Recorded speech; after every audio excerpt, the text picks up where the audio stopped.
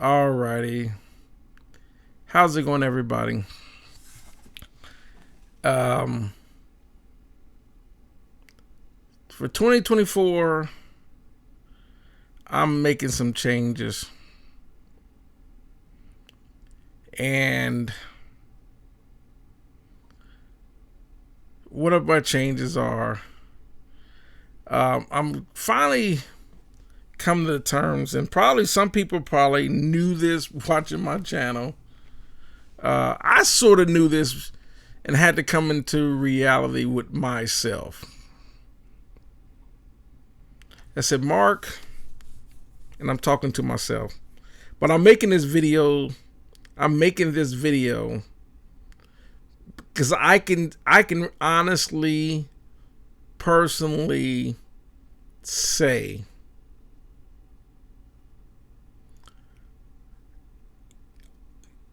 having a gear acquisition syndrome is almost like becoming. You ever seen videos where they did videos on hoarders, right? Hoarders are basically people that collect so much stuff that their house becomes unlivable. You know, they're scared to throw away even the trash because they think the trash has some sort of sentimental value.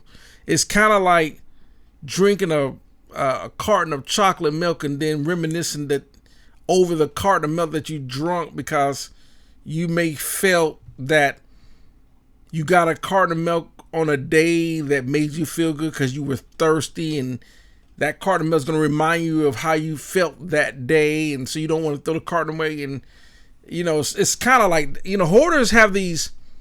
It's almost like holding on to things that you don't need to hold on, where the house becomes, not only unlivable, but it becomes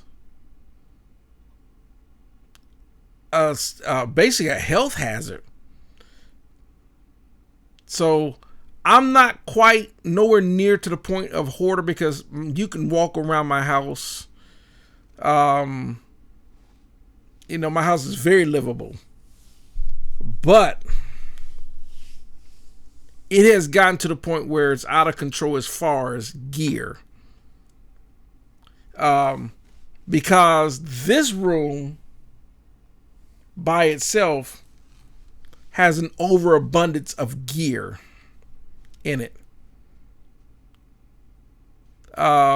Most people would have only one room, and that would be it. That would be their studio dedication. My problem is I got gear all over the house. I got keyboards sitting in the living room, keyboards sitting on the couch. I got keyboards upstairs. I got keyboards in here. And I told myself, okay, enough. It's the same thing when I was buying all these preamps. I got so many preamps, like, okay, when I'm, for the most part, I'm probably using maybe one or two preamps to record vocals. But a lot of times, here's my problem. And I had to say, okay, you know what? It's 2024. I was looking at it and I was thinking about it. I was saying to myself, I want my recording studio in here to look like a collection of gear that you would see in a commercial pro level studio that you would go to any, commercial studio. Whether it's Nashville, New York, LA. And you know how you're walking there and they got the console. They would have all the racks of preamps, the racks of EQs, the racks of compressors, and so forth, the racks of effect. I want to build my studio like that, and I'm somewhat have done that. And then, it's kind of like when you see some people that would have, I don't know, 30, 40 guitars. on the wall or whatever. And then if it's a bass player, he would have 30, 40, 50 different bass guitars.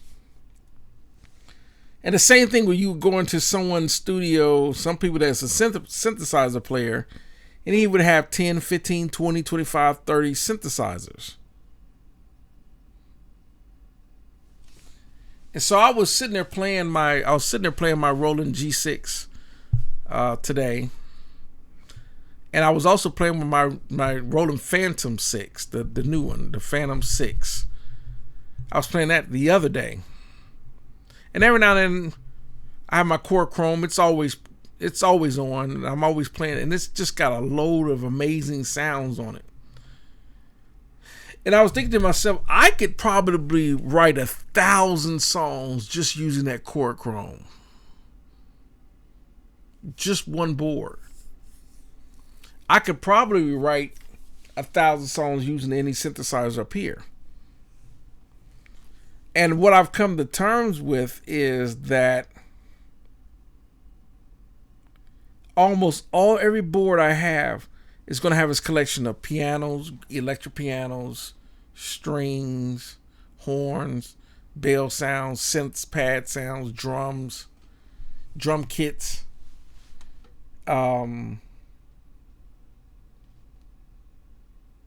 It's the same thing with, just looking here with the software. I can come up here and just get on my MIDI and come up here and just start playing with all the virtual instrument sounds in here, or come in, using Logic, using this one.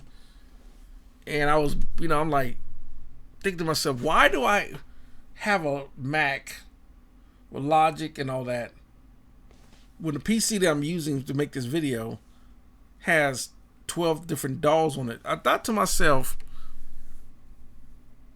I could use just the virtual instruments inside my PC here and just use the controller, and that would be more than enough. So I was thinking to myself, why am I such a instrument hoarder, gas acquisition syndrome addicted problem? Part of the problem that's fueling my gas problem, YouTube demonstration videos. And I'll see a YouTube video of a demonstration of a keyboard that I don't own. And once somebody wrote on my channel, I totally agree. Someone wrote, the musician makes the instrument, not the other way around. I could not agree with that more. And I was thinking to myself, was watching a demonstration of this one guy. His name was Thiago Mullen. I think he's Portuguese or something like that. And he's a keyboard demonstrator, and he'll demonstrate practically every keyboard ever made on the market. But because he's an exceptional keyboard player, and he can make the keyboard sound so good that if you don't own a keyboard, it'll make you want to own a keyboard, especially if you're on his level of skill of playing. Like, I'm on that same skill level of playing as a keyboard player. And I got to thinking to myself, because the keyboard, now I have the Roland Phantom 6 as far as a new modern board. I don't have a Montage, and I don't have, a Korg Nihilus, even though I was looking at the Korg Cronus, because I have the Chrome. I wanted to upgrade my Chrome to the Cronus. I do have a Yamaha, the first Motif, and then I have the Yamaha Motif XF. I don't have a Montage. I was looking at a Montage, and I was thinking to myself, then I had to stop myself because I got a whole collection of Roland boards. And I was listening to them. I was like, I got a Roland XP80 sitting right there. I got a Roland Phantom S. I got a Roland XR rack. Then downstairs, I got a Roland Phantom G and the new Roland Phantom 6. So I got, as far as Roland's, 5. I was thinking to myself, you know, then I thought about the Korg boards I have. You know, I got a Korg 01. I got the Korg Wave Station. Then I got a Korg Trinity. Got a Korg Triton. Then the Korg Chrome. I was thinking to myself, dude, I'm like, I don't need any more synthesizers. Because I was looking at the category, and every one of these people that they would have representatives making demonstrations of these keyboards.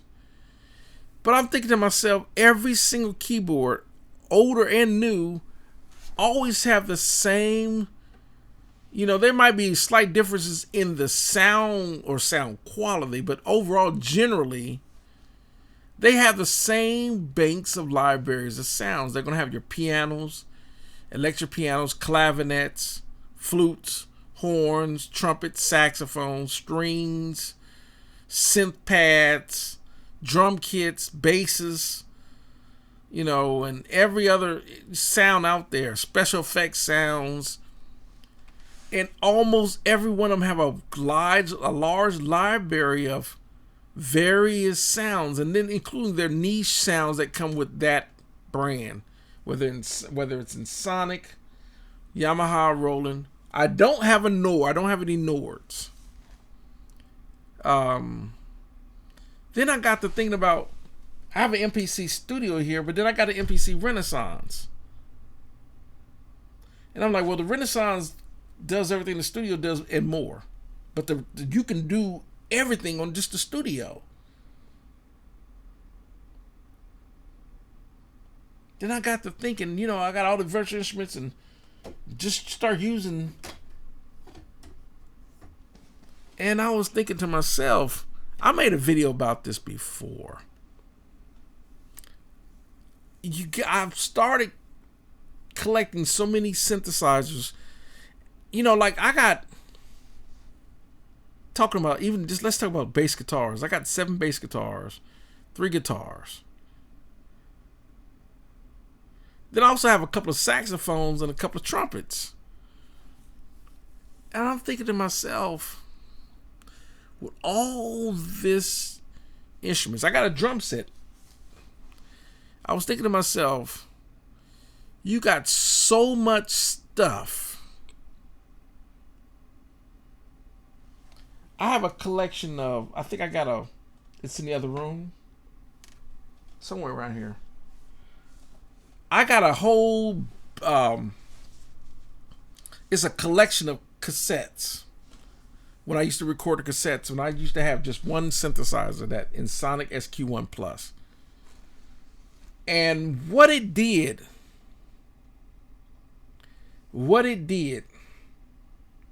was when I was very limited, all I had was just a, you know, this is the 90s.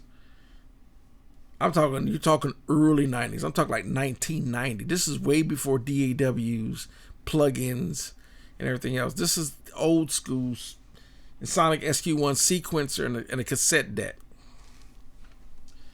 And I was thinking to myself, let me see, do I got a cassette here? No.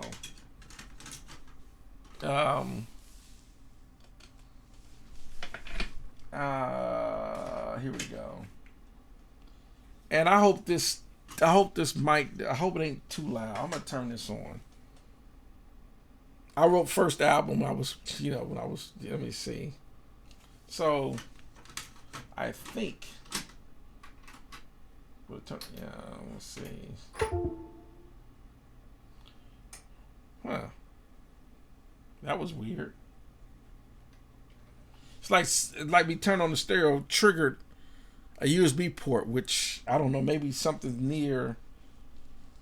It's been doing that lately, and I gotta figure out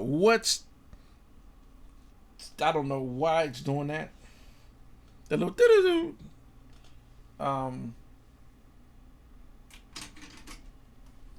Okay, let me go to cassette.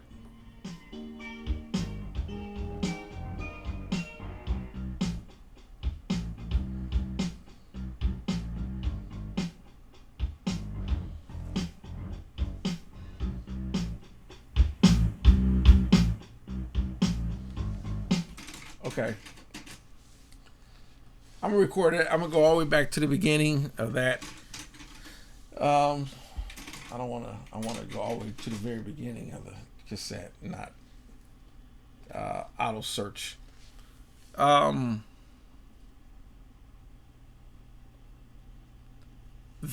What's the music that's on this cassette, and that's just one of probably 50 cassettes.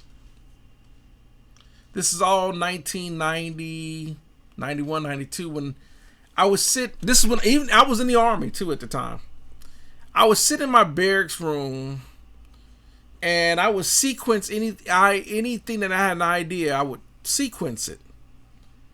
And then I would go into song mode and put all the sequence together to create songs.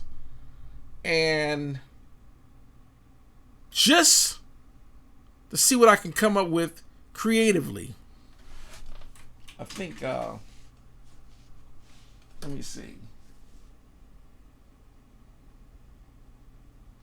So yeah, there we go. Like I said, it's not gonna pick up that great through the mic.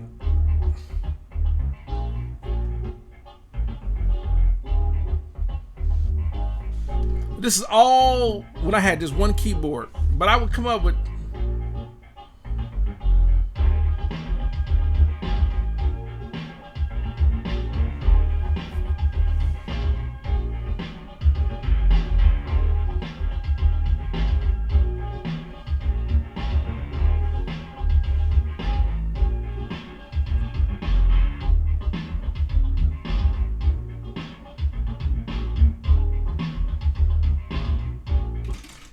so we're gonna stop it.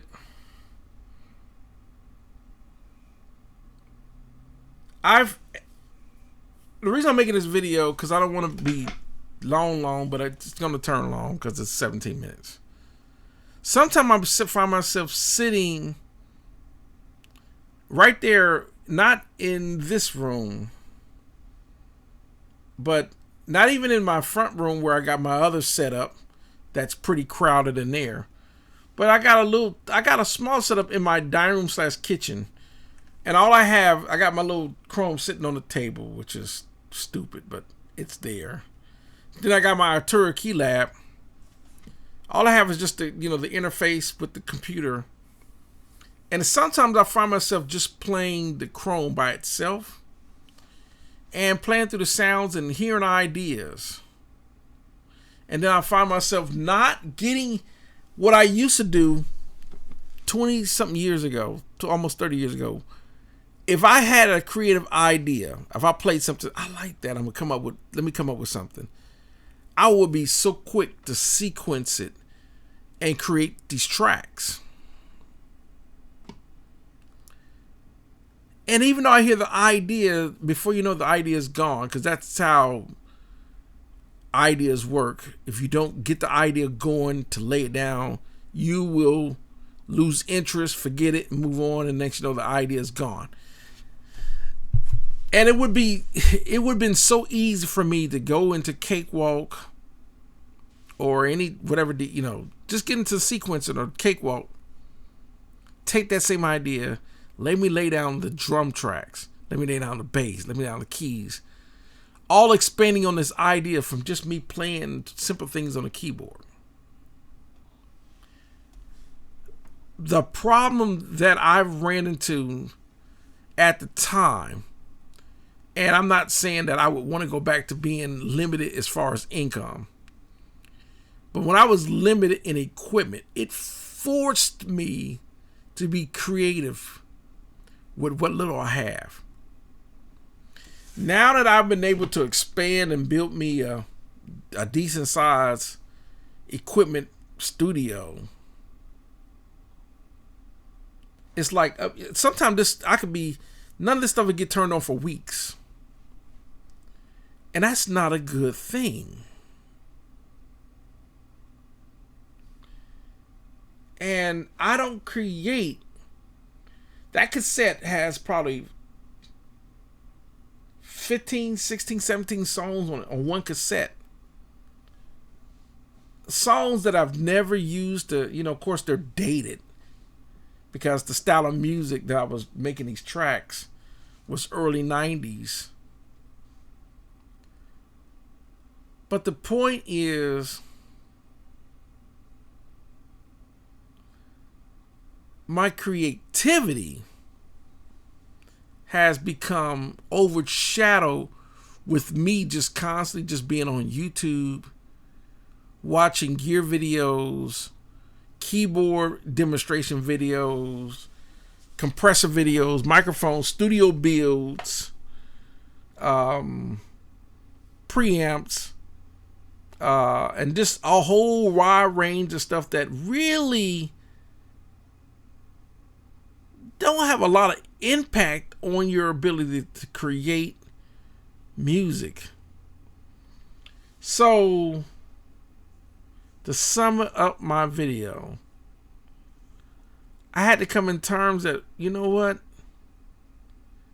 I can keep buying gear. I can keep buying keyboards. I can keep buying whatever. It's not going to help me do what I do best. Some people may believe that, me making videos talking about microphones and compressors but that was never the priority or number one thing for me.